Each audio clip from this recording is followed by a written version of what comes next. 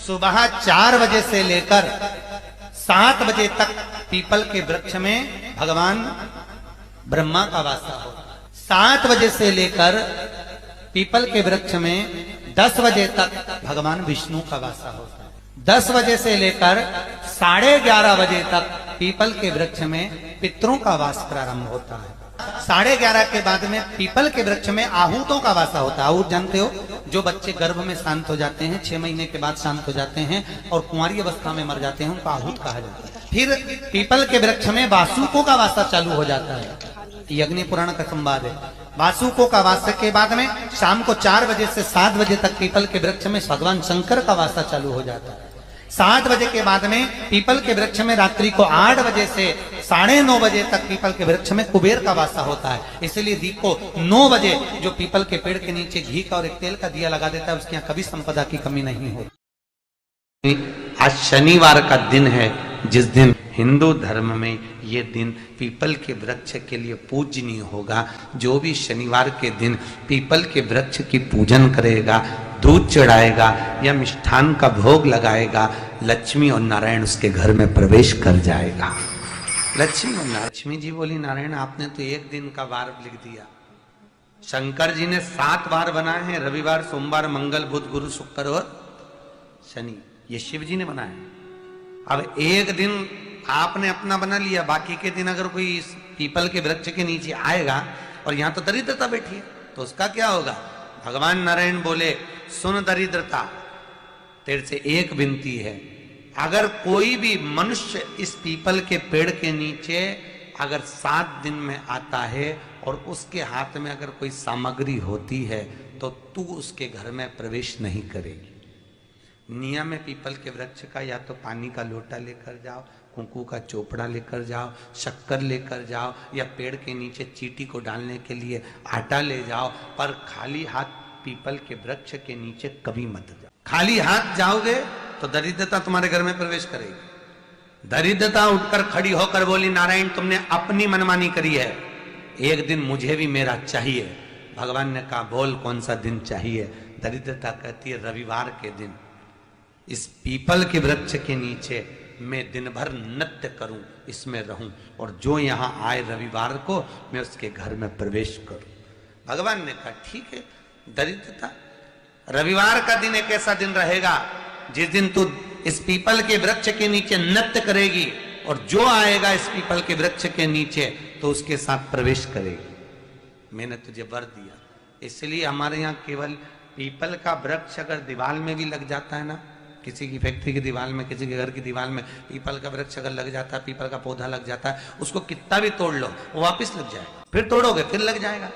अगर पीपल के पौधे को तोड़ना है तो केवल रविवार का दिन एक नींबू, एक मिर्ची और बमूल का कांटा, ये 3 चीजें रखने के बाद में आधे घंटे बाद रविवार के दिन पीपल के पेड़ को उखाड़ कर फेंक दो।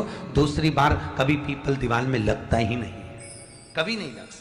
और अगर पीपल के वृक्ष को कहीं लगाया जाता है तो सोमवार के दिन या मंगलवार के दिन, बुधवार के दिन, इन दिनों में लगा सकते पीपल के वृक्ष कहीं लगाना।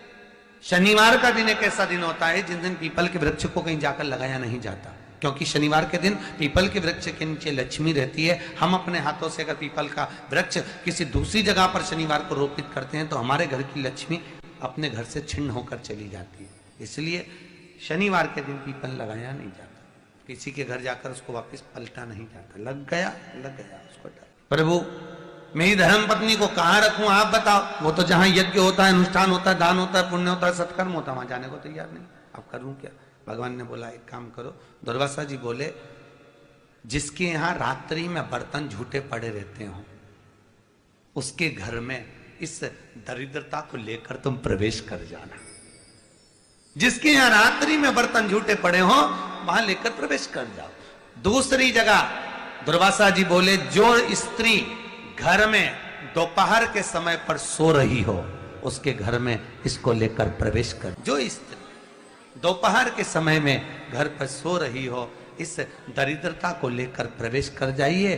तीसरा, जिसके यहाँ पर दरवाजे पर कांटे वाले पौधे लगे हों, उस घर में इस दरिद्रता को लेकर प्रवेश कर जाए। जिसके यहाँ पर भी अगर थोड़ी सी भी परेशानी होती है, थोड़ा सा क्लेश होता है, अशांति होती है, लक्ष्मी नहीं टिक रही हो, काम नहीं बन रहे हो, बहुत प्रयास करा जा रहा हो और हमारा कार्य नहीं होता, तो क्या करते हैं? फिटकरी और नमक को पानी में डाल देते हैं और घर में पोछा लगा देते हैं। आप लोगों ने आजकल फेसबुक पे भी पढ़ा होगा, व्हाट्सएप पे भी पढ़ा होगा। तो क्यों लिखा उसमें? उसका कारण ही केवल इतना है कि दाता और विधाता की प्रियता उसमें। माता ख्याति के जो 4 बच्चे हुए, इसमें जो सुबह 4 बजे से लेकर 7 बजे तक पीपल के वृक्ष में भगवान ब्रह्मा का वासा होता है। 7 बजे से लेकर पीपल के वृक्ष में 10 बजे तक भगवान विष्णु का वासा होता है। 10 बजे से लेकर 11:30 बजे तक पीपल के वृक्ष में पितरों का वास प्रारंभ होता है। 11:30 के बाद में पीपल के वृक्ष में आहूतों का वासा होता है। आहूत जानते हो? जो बच्चे गर्भ में शांत हो जाते हैं, 6 महीने के बाद शांत हो जाते हैं और कुंवारी अवस्था में मर जाते हैं, उनको आहूत कहा जाता है। फिर पीपल के वृक्ष में वासुकों का वासा चालू हो जाता है। अग्नि पुराण का संवाद है। वासुकों का वासा के बाद में शाम को 4 बजे से 7 बजे तक पीपल के वृक्ष में भगवान शंकर का वासा चालू हो जाता है। 7 बजे के बाद में पीपल के वृक्ष में रात्रि को 8 बजे से 9:30 बजे तक पीपल के वृक्ष में कुबेर का वासा होता है। इसलिए दीप को 9 बजे जो पीपल के पेड़ के नीचे घी का और एक तेल का दिया लगा देता है, उसके यहाँ कभी संपदा की कमी नहीं होती। कभी शिव मंदिर में जल चढ़ाने का मौका मिले और आप शंकर जी के मंदिर में जल चढ़ाने के लिए जाएं, तो केवल जल चढ़ाकर वापिस मत आना, केवल बेलपत्र चढ़ाकर वापिस ना आना, दिया लगाकर वापिस ना आना। आते आते बाबा भोलेनाथ जी से ये भी पूछ कर आना, बाबा आप मंदिर में बैठे रहते हो, बहुत दिन हो गए आपको बैठे बैठे, चलो आज मैं आपको मेरे साथ लेकर चलती हूँ और मेरे घर तक लेकर चलती हूँ। श्री शिवाय नमस्तुभ्यम।